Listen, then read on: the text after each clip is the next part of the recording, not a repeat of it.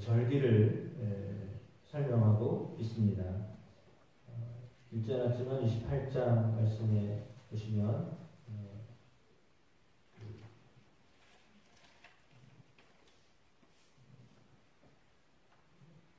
6월절, 77절에 대한 말씀이 있고, 그리고 나서 이제 오늘 본문에 나와 있는 일곱째 날 초하루, 나팔절에 대한 이야기, 그 다음에 10일에 있는 속죄일, 그리고 내일 본문에 나오게 될 장막절, 초막절에 대해서 계속해서 설명하고 있습니다. 7월달은 거의 절기입니다. 7월 첫째 날이 나팔절입니다. 절기로 보이는데 절기에 또 분명히 어떤 의미가 있기 때문에 절기마다 그 절기를 지키라고 말하고 있습니다. 물론 절기를 지키려면 오늘 본문에 나와 있는 것처럼 이렇게 지켜야 된다라고 그 지키는 방법을 제시하셨습니다. 하나님이 제시하신 방법대로 지켜줘야 된다라고 말씀을 하셔서 사실은 고민이 될 것이 아니라 지켜야 될 것을 지켜야 된다라고 하셨기 때문에 그대로 지키면 문제가 되지 않습니다. 그래서 오늘 본문에 첫 번째로는 나팔절입니다. 나팔절은 7월 1일로 되어 있는데 이스라엘 사람들에게 있어서는 새해라고 이렇게 여기고 있습니다. 왜 새해라고 여기냐면 곡식의 파종을 시작하기 때문입니다. 그러니까 밀과 보리를 파종하는 시기이거든요. 첫 비가 내리는 시기이기도 하고요. 그래서 그때가 가장 중요한 시기다라고 보기 때문에 이스라엘 백성들에게서는 나팔절을 새해로 간주합니다. 여름이 건기이고 한 해 첫 비가 음력 7월, 즉 가을철인 양력 9월 중순경에 내립니다. 이때 한 해 농사를 하기 위하여서 보리와 밀의 파종이 시작되는데 7월 1일을 새해 첫날로 이렇게 간주하고 있습니다. 물론 종교적으로 볼 때는 6월절이 있는 1월달이 새해인데 절기상으로 농사를 짓는 그런 절기로 볼 때는 7월 1일을 새해로 보기도 합니다. 그리고 열흘 후에 속죄일이 있습니다.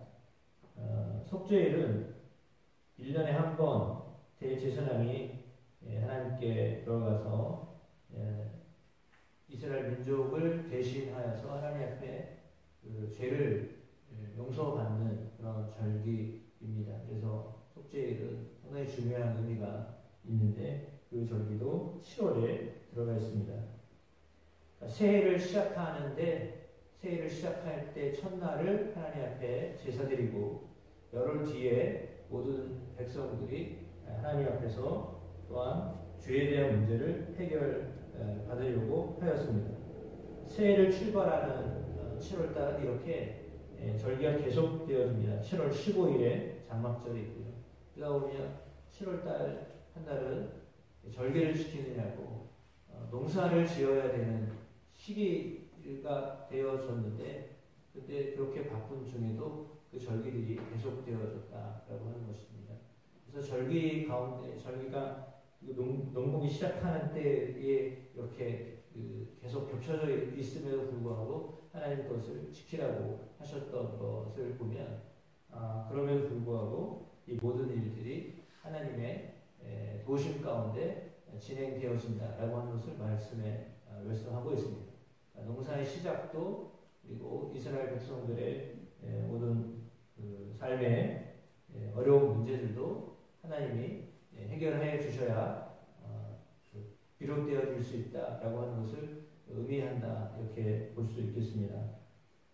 따라서 하나님이 우리에게 허락하신 그 삶에 있어서 때로는 이렇게 일들이 몰려 있을 때가 있습니다.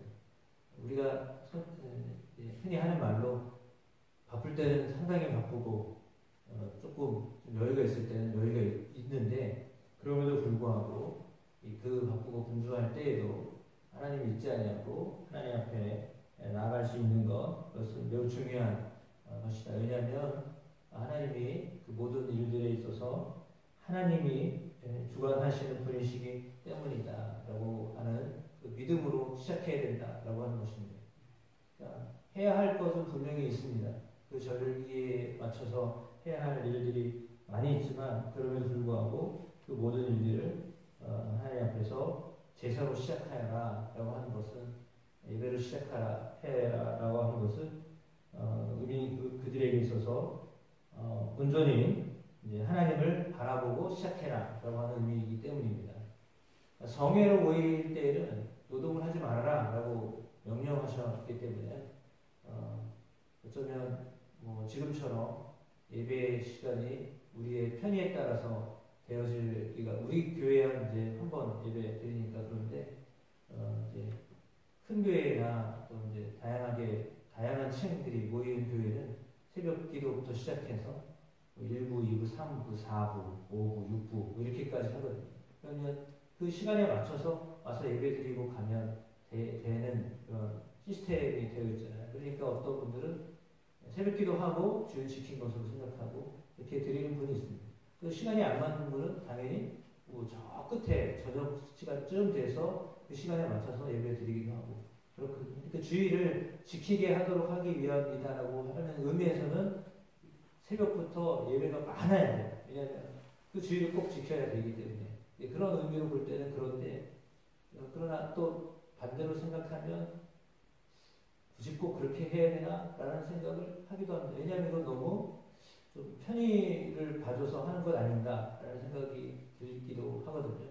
뭐 어쨌거나 그렇게 주일날 수많은 예배를 드린다는 것은 그 안에 예배를 드려야 한다라고 하는 것이 더 강하기 때문에 많은 예배를 만들고 그 속에 또 함께 예배 참여하도록 하지만 그렇다고 그 많은 예배를 새벽 기도부터 시작해서 일부부터 저녁 늦게까지 예배를 다 드리는 분은 거의 없을 거예요.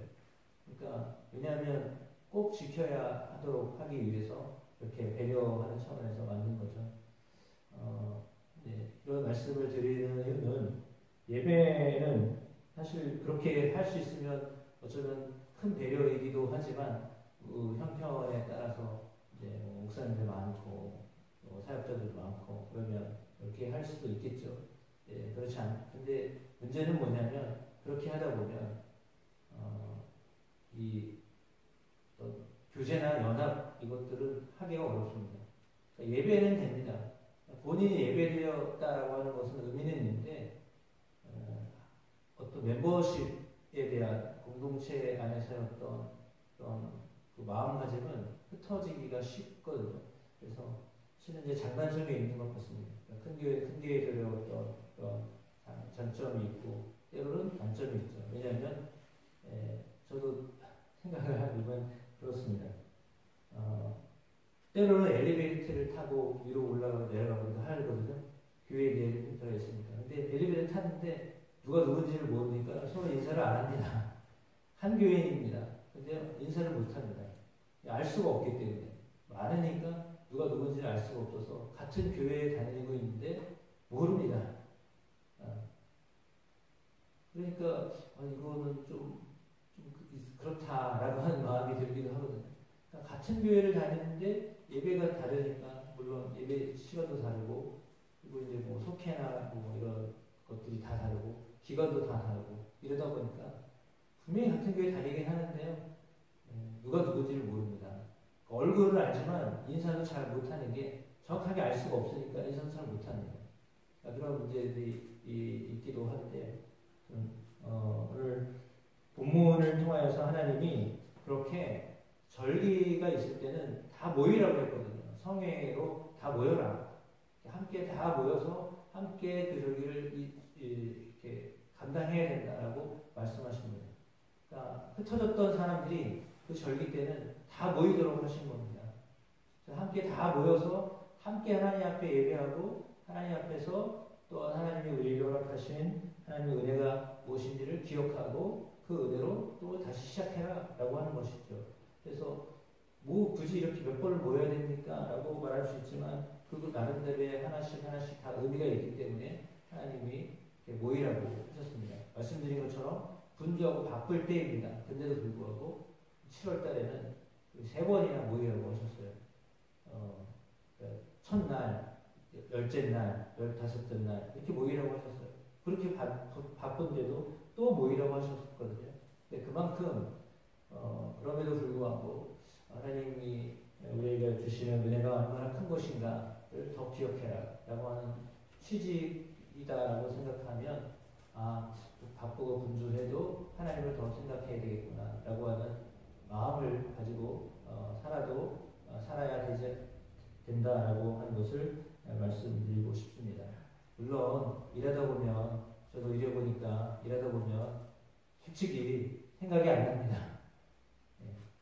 일하다 보면 일에 몰두하다 보면 하나님 생각을 하기가 어렵습니다. 저도 해보니까 그렇더라고요. 그러니까 막 일하다 보면 시간이 언제 지나는지 모르고 막 지나갑니다.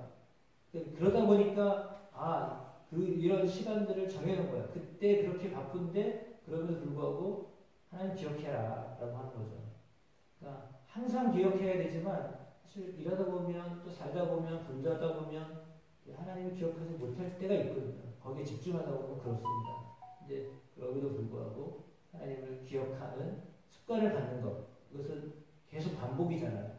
반복의 습관을 가져다 주고 그 습관 가운데서 하나님이 우리 가운데 파종도 하게 하시고 하나님이 우리 가운데 죄도 용서하여 주시고 하나님 우리 가운데 장막도 허락하여 주시고 하는 것을 기억해라 라고 하는 거죠. 이 모든 일들이 너희가 하지만 그러나 내가 돕지 아니하면 될 수 없는 일이다 라고 하는 것을 하나님이 기억하게 하시는 것입니다.